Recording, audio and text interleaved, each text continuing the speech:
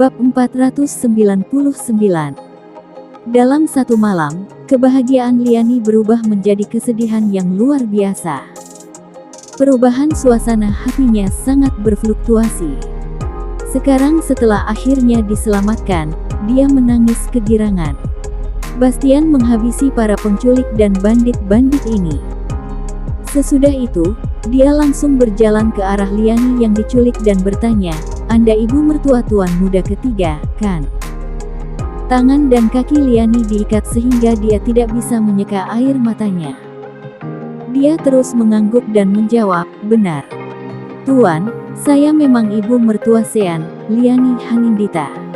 Terima kasih sudah datang menyelamatkan saya." Bastian tersenyum. Dia mengeluarkan belati, memotong tali di tubuh Liani, dan memberikan Liani sebungkus tisu untuk menghapus air matanya.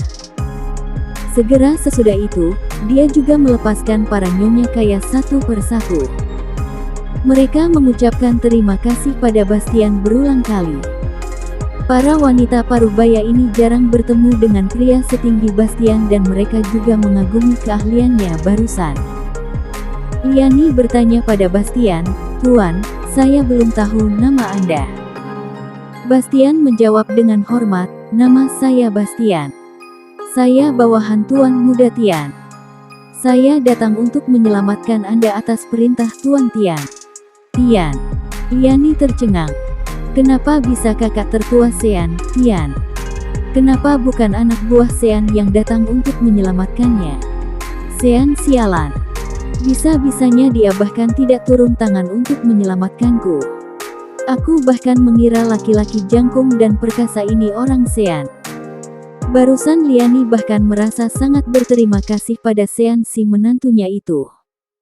Tapi, sekarang rasa terima kasih itu segera sirna. "Saya akan membawa kalian keluar dari sini," kata Bastian. Bastian membawa pergi mereka dari sini dan kembali ke pusat kota London. Nyonya-nyonya kaya ini sangat ketakutan sehingga tidak berani tinggal di Inggris lebih lama lagi. Mereka segera membeli tiket pesawat dan langsung menuju bandara. Sementara, Liani dibawa Bastian ke kastil cinta keluarga Yuwono. Pada saat ini, Sean, Maureen, dan Tian sudah menunggu di ruang tamu. Pada pukul 6 pagi, Liani tiba di kastil cinta keluarga Yuwono. "Tuan, misi penyelamatan sudah diselesaikan." Bastian datang dan melapor pada Tian. "Ibu." Ketika Maureen melihat Liani mengikuti di belakang Bastian, dia segera berlari kegirangan. Ibu dan anak itu sama-sama meneteskan air mata. Mereka jelas ketakutan. Sean datang dan bertanya dengan khawatir, "Bu, apakah ibu baik-baik saja?" Liani memutar bola matanya pada Sean. Liani tidak menatap Sean dengan baik, tetapi langsung mengabaikannya dan justru berjalan menghampiri Tian lebih dulu.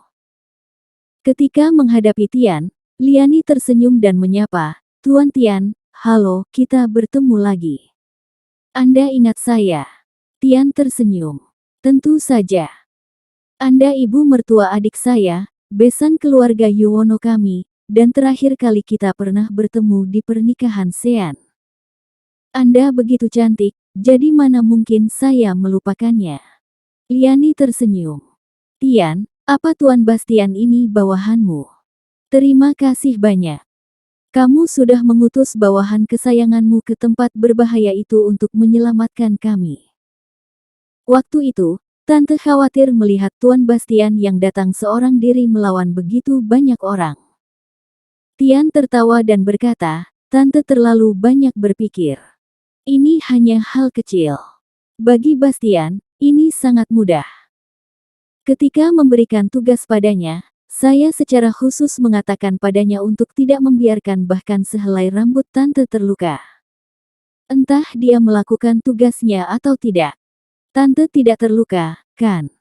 Liani buru-buru melambaikan tangannya. "Tidak, tidak. Para penculik itu tidak sempat melakukan apapun pada kami." Tuan Bastian langsung menghabisi mereka dalam beberapa detik. "Benar-benar luar biasa. Hari ini berkatmu, hidup tante terselamatkan. Maureen, cepat kemari. Berterima kasihlah pada kakak iparmu, kata Liani pada putrinya.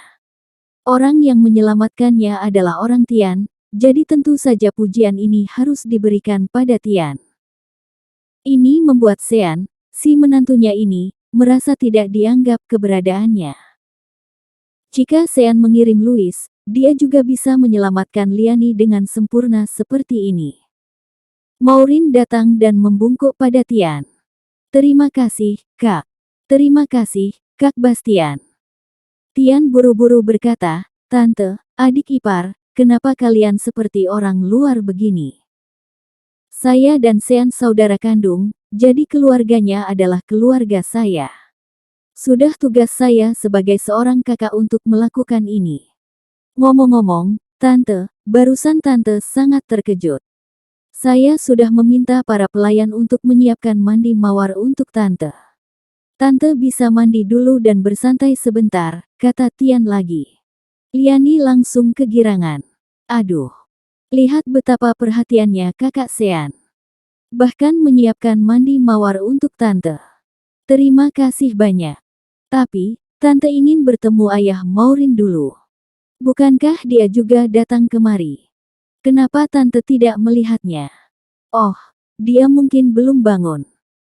Kami tidak ingin dia khawatir, jadi kami tidak memanggilnya atau memberitahu dia tentang penculikan Anda. Saya akan membawa Anda mencarinya, jawab Tian. Kalau begitu, maaf sudah merepotkanmu. Liani mengikuti Tian ke kamar tempat Martin berada.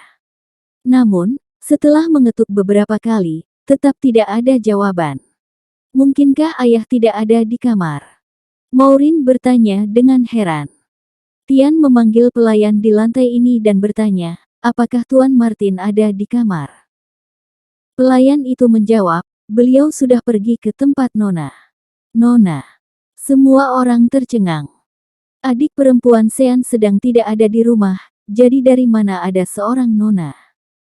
Seharusnya dia pergi ke tempat bibi. Sean sudah bisa menebaknya. Sejak awal, dia sudah melihat bahwa Martin menyukai bibinya.